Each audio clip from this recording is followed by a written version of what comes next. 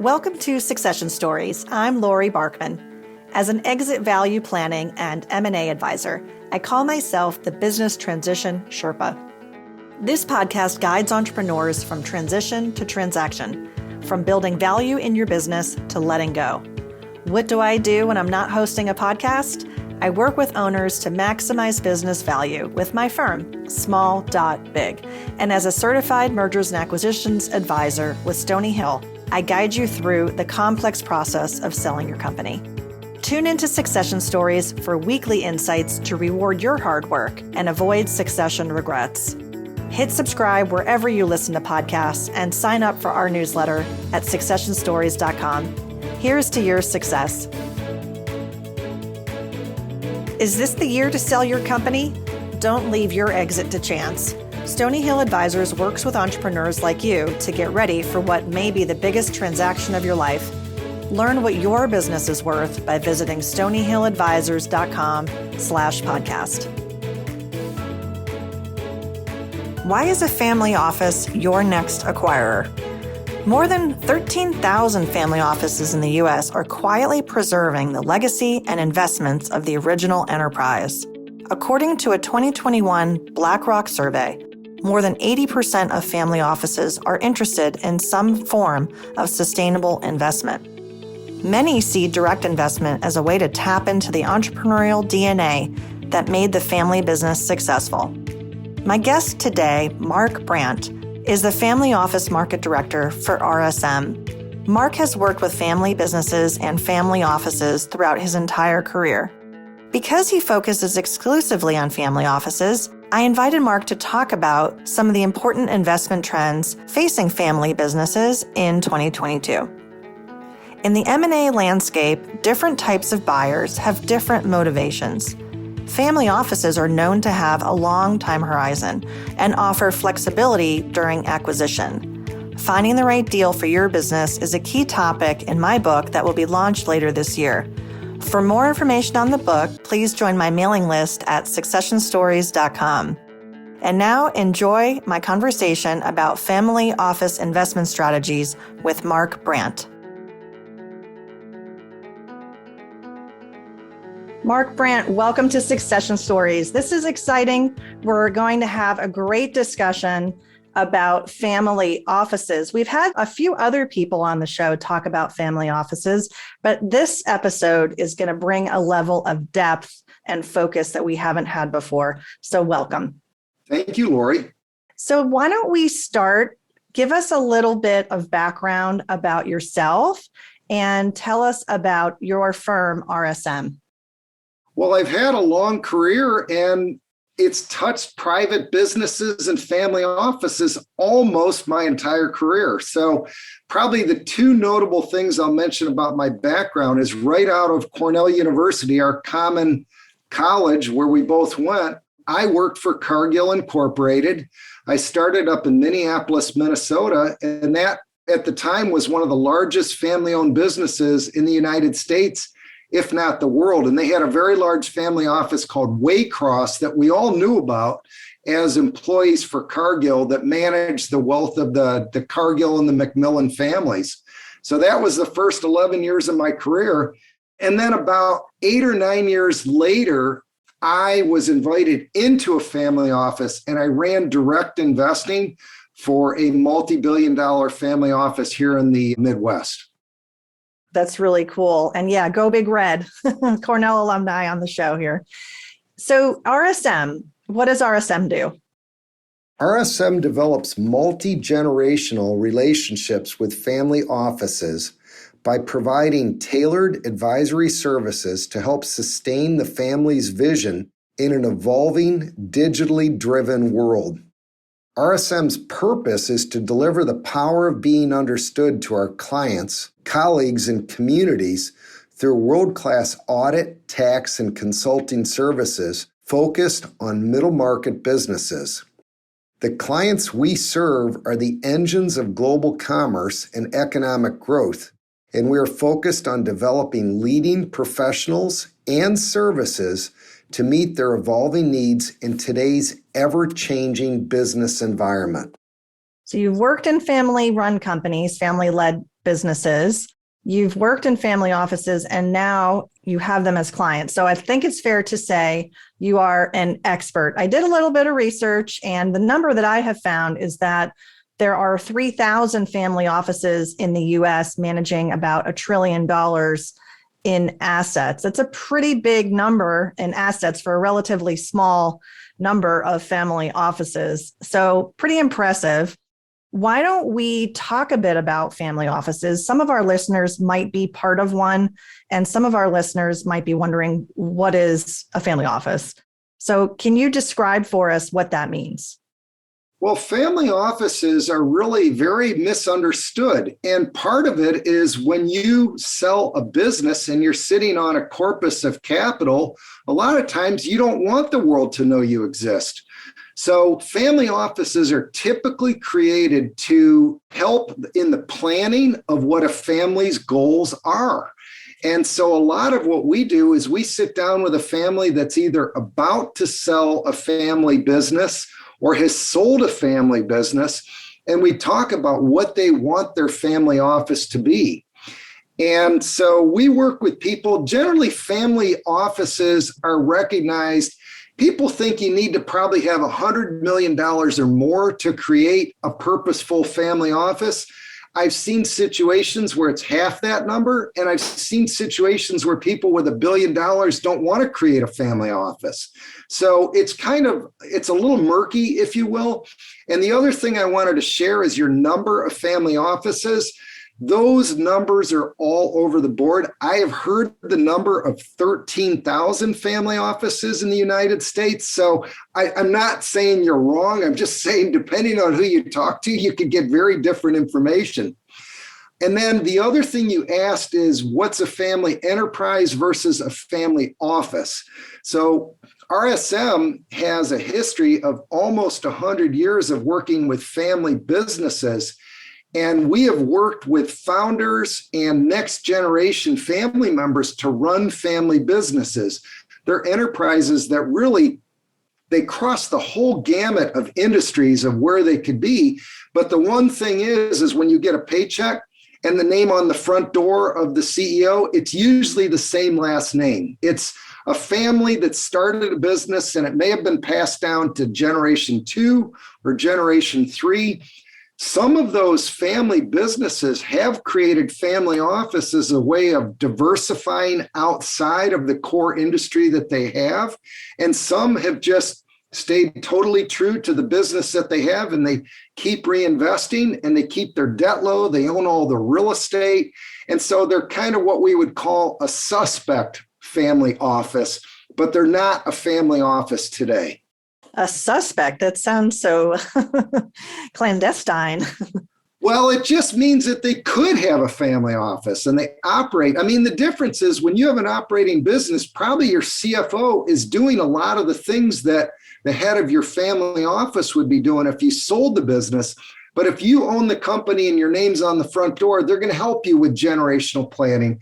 They're going to help with succession. You're going to come to that CFO and you're going to go, hey, what should I pay my third generation grandson to come in and do this job inside the company? You know, family offices address that once it's sold, but when it's part of the business, it's more the core operating people inside the business that make those decisions. So let's unpack the family office a little bit. Let's use maybe some examples from your experience. So let's take a company amalgamation of different clients that you've worked with over the years. They've sold their company. Now what? Is it at the moment of the check comes and now we're going to open up this new family office? How much planning has gone into it at that point? The deal has closed. The funds have been received. Now where does it go? So I can imagine all these steps takes time to set up a family office. Or are they saying, oh, wait a minute, we're not going to do any of that work until the deal closes. Then we begin. When does the process really start? Oh, my goodness, Laurie, you've just asked the best question because it's really all over the board. Some people start planning 5-10 years before they decide to sell. And some people are very superstitious and they're afraid that if they start the planning up front, the deal's not going to go through and they're not going to get the right multiple. And then there's a huge, you didn't ask this question, but there's a huge, like, once I sell the company and I don't have that mantle where I'm the largest employer in my county, and I'm the largest supporter of United Way and the largest supporter of the church that I'm a part of, and all the other things that you've done, all that moves over and it becomes an individual obligation as opposed to a citizen of the community obligation. And there's a little bit of a letdown. A lot of times, the founding mom and dad, if you will, it's a really hard transition to sell. It's not, on the outside, we look and go, they sold for 10 times EBITDA, or they sold for 15 times EBITDA. It has nothing to do with the money, and it has everything to do with how you look at yourself each day. You've looked at yourself as a valued member of a community, and all of a sudden, now you're being looked at as a potential philanthropy partner for all the charities in the community. It's a big change. And so what we see, kind of, if you let me put it all together, let me give you kind of like, and by the way, the joke in family offices is if you've met one family office, you've met one family office. They are all so different from each other, but I'm going to do the impossible and try and do an amalgamation of what I've seen. What I've seen is I sell my business for anywhere between, I've worked with between 50 million and 15 billion in my career. And I will tell you, the issues are very much the same. At 15 billion, you have a much bigger legacy that you need to manage. But at 50 million, I've not met many people that are going to spend that in their lifetime. And so there's clearly the planning of what I want to do with my money going forward. And as the numbers get bigger, there's a lot more about how do I do it in such a way that I don't mess up the kids that are going to have my name but aren't on this earth yet. I don't want to do it in such a way that they come on and they feel entitled. We made our money in our garage by starting this business and rolling up our sleeves. So the first thing we sit down with them is we talk to them about what they want their legacy to look like. And most of the people we work with, truthfully, there's not red Ferraris in the parking lot. Don't get me wrong. I love fancy cars, but there's not a red Ferrari in my garage. And I do admire them, but I admire them from afar, and I don't look at them as something that you have to have. And I think most of the billionaires that I work with, they might have a car collection, but they're not driving it around their hometown. It might be at their house in Florida, their house in California, or something like that. But for the most part, they're modest people. They've made it by being modest. They've made it by being good. Gloria that runs the front desk, and Bob who runs accounts payable, and Fred who's out in the factory, and they're loyal to those people. So the first thing they want to do is they want to take care of their employees. And most of them do take care of their employees in some way, shape, or form when they sell the business. The next thing they do is they sit down and they go, what can we do for our community? And a lot of them will do something big for their community. And then the next thing they start looking at is they sit down with the wealth managers and they go, hey, whether it's X or Y or Z, they all give me this pie chart, and they talk about global, and they talk about domestic, and they talk about large cap, and they talk about growth, and they talk about value, and they talk about dividends, and they talk about stocks and bonds. But boy, it all sounds a lot alike. So there's this whole thing about sorting through who you can have manage your money. We do not touch that. We're not money managers, but we do help them sort through that. So if they say, well, we really like this one and this one, we say, well, do you know those are really a lot alike? And there might be a third one that you could consider. And then inevitably, where we're going to end up is they're going to sit back and they're going to go, so we're paying a fee for this, we're paying a fee for this, we're paying a fee for this. But we're not really doing much except analyzing reports that these investment advisors are giving us. How do we get that DNA that built this family business, and how do we keep it in this family office? And inevitably, they start talking about wanting to direct invest. So if the goal is just to preserve your money, direct investing is probably not essential to you preserving your money, because most money managers will model things out over 10, 20, 30 years, and it's more money than they'll ever need to accomplish all their goals at this level. But the reason they start doing direct investing is they feel that the DNA that built the family and made them the $1 billion is still here. Bob, the CFO, was a genius and did 26 acquisitions in the last 15 years for us. Why would we let Bob go? Why wouldn't we keep Bob, move Bob over to the family office, and let's let Bob lead up our investment strategy? And we have a non-compete for 2 years in the space that we just sold to, but we can do peripheral investments. And there's a lot of suppliers and there's a lot of allied industries that aren't part of our non-compete that we can start looking at and investing in.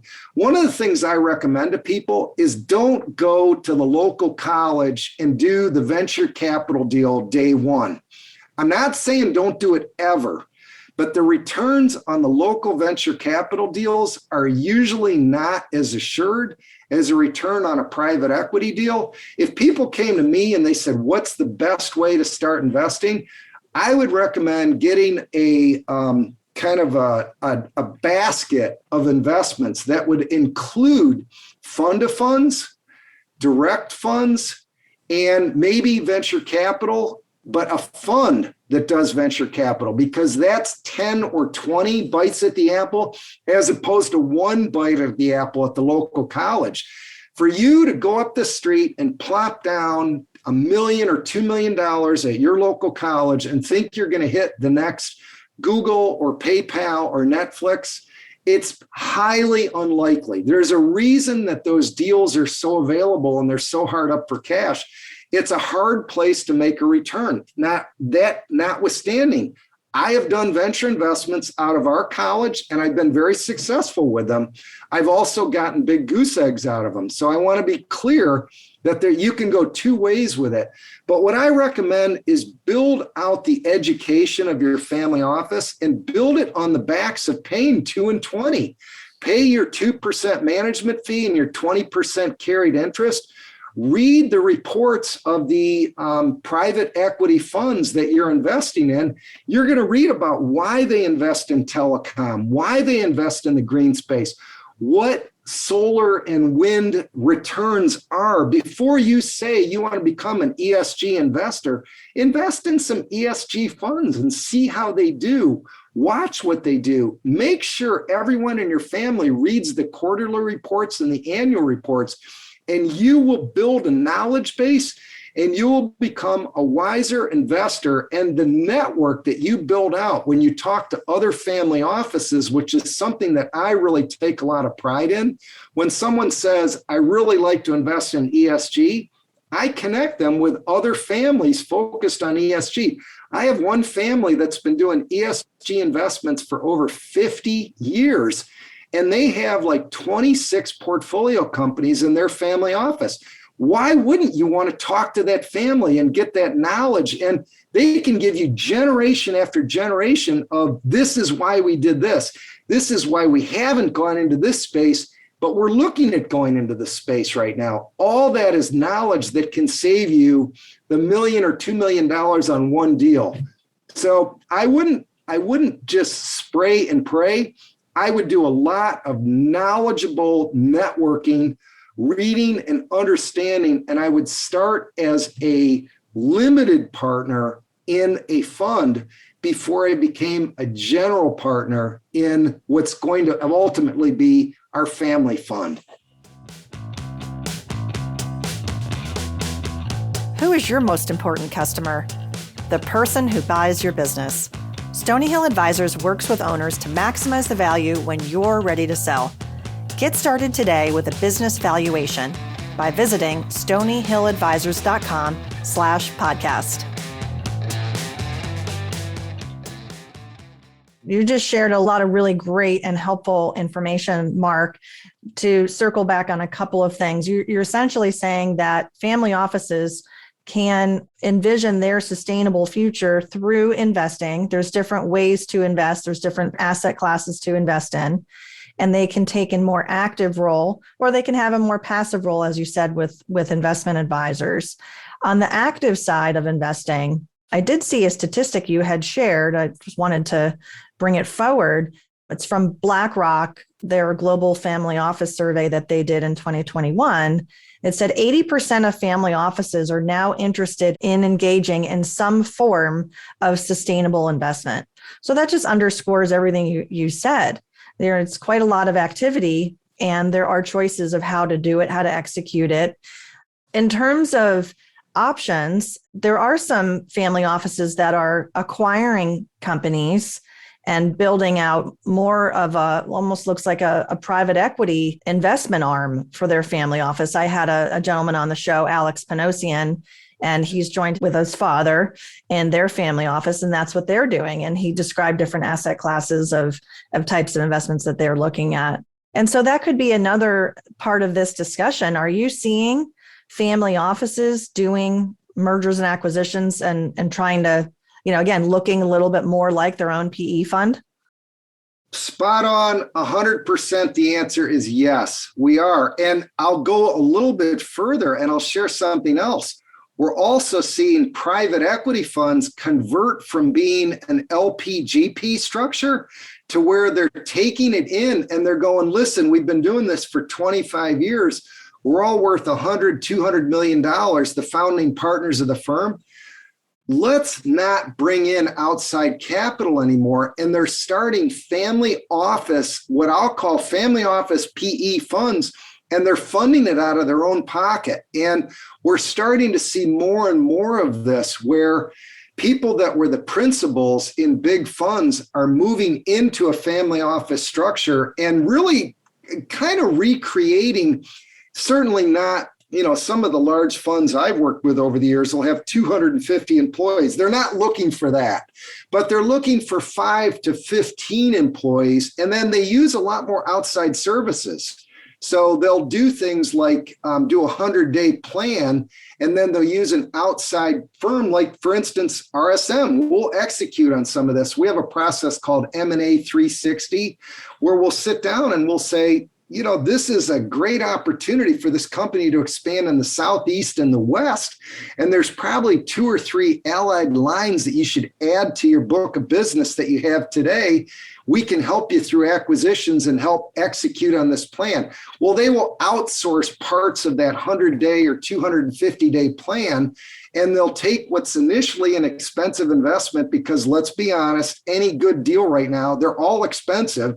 The only way you really can get the cost down on what your cost is to get in is to grow the upside down the road. And so these families are starting to mimic what we've seen in the private equity world for years and years and years, where the PE shops all have like buying departments where the first thing they'll do, and they'll buy a company, and then they'll look at the 3 largest spend items and they'll go, well, how do we reduce the cost of these 3? This was pre-COVID, because nowadays what we're hearing is just getting the 3 products onto the back dock of the plant is a miracle in almost every company we're dealing with right now. Yeah.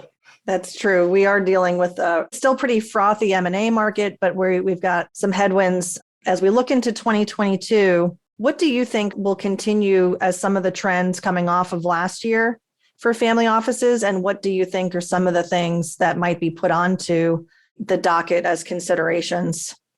Well, inflation's a really interesting new addition to the landscape. We've had kind of a very low inflation environment for a long time. I'm not going to wax political whatsoever, because I feel like COVID has led to a lot of the kind of underpinnings to what's driving up inflation today.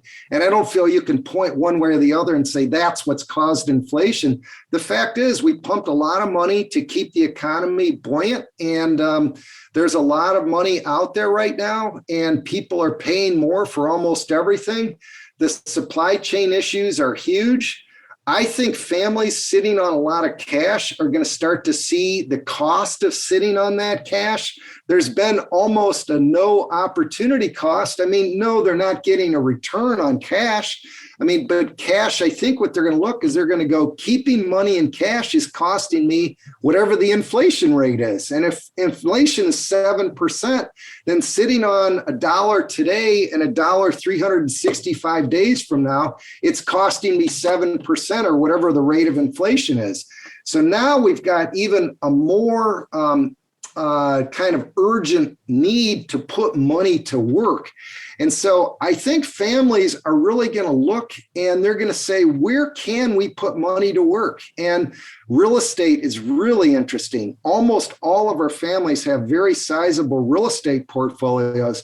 If you look at multifamily or single family real estate or kind of hotels, all those have held up okay. If you look at Class A commercial space, it's not held up quite as well because look at this, Laurie, you and I are doing this interview for years and years. You were probably down in an office somewhere in Pittsburgh.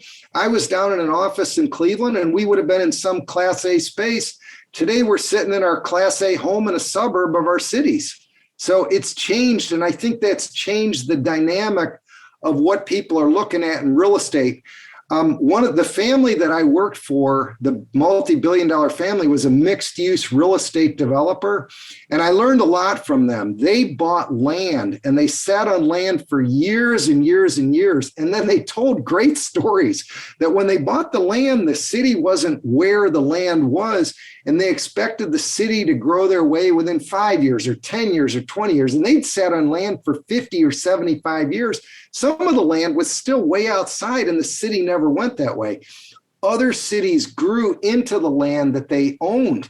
And it was really interesting where they thought maybe they would build all commercial or all, kind of storefront type environment, walkable storefronts with maybe some apartments.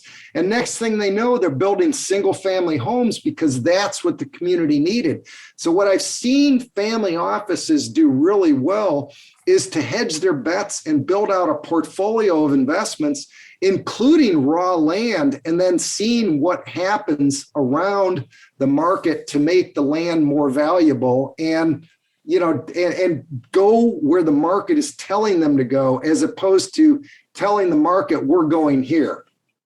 I want to circle back on something you brought up earlier about ESG, just to unpack it a little bit. ESG standing for environmental, social, and governance, and also diversity, equity, and inclusion, DEI.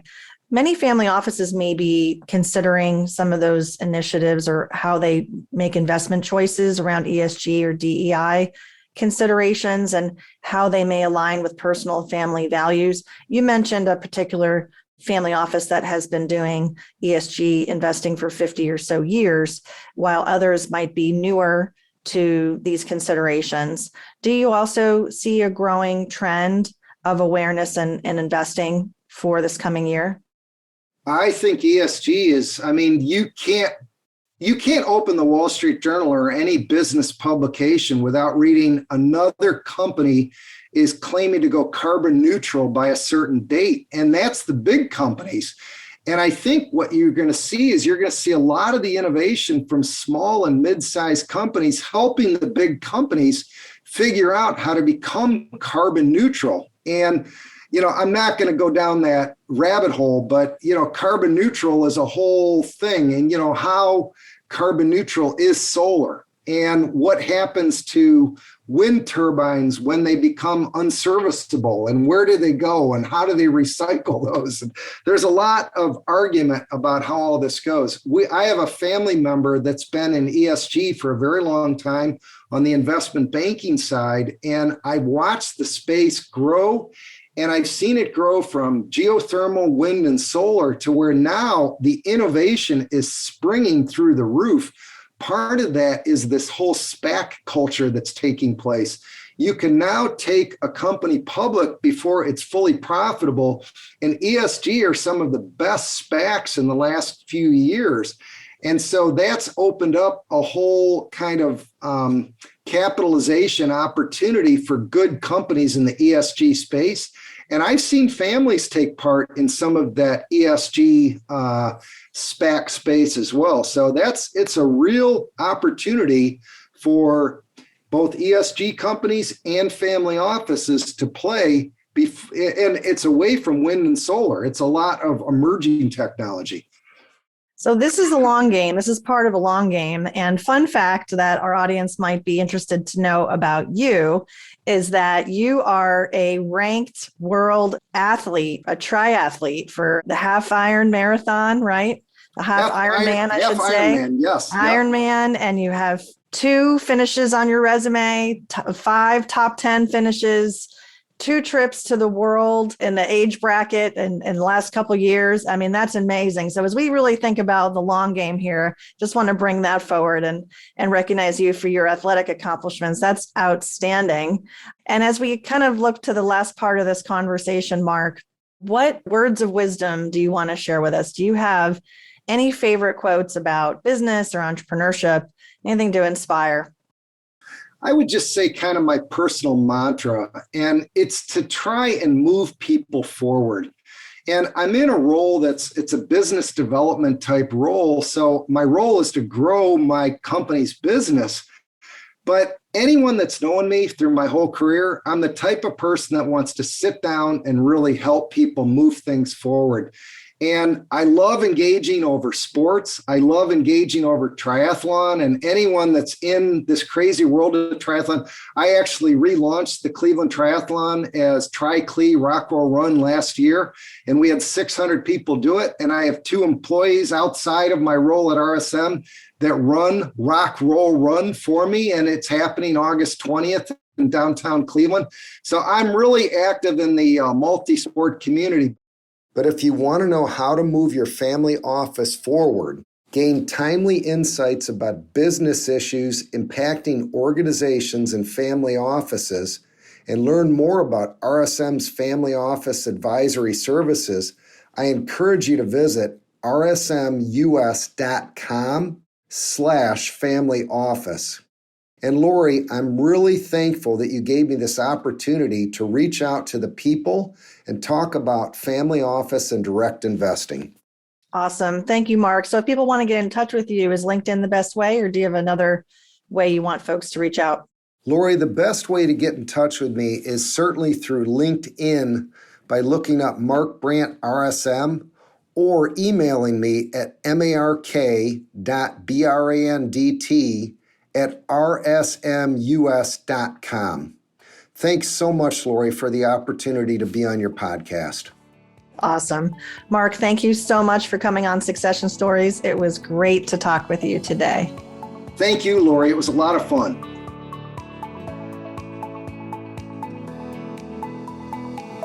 My objective is for you to have a lucrative and successful succession.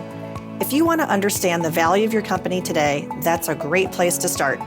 The sooner you understand what creates value and what detracts from it, the more time you'll have to close the gap if there is one. Hundreds of business owners have taken my complimentary business assessment. As a first step, schedule a call with me by visiting meetlaurie.barkman.com. That's meetlaurie.barkman.com.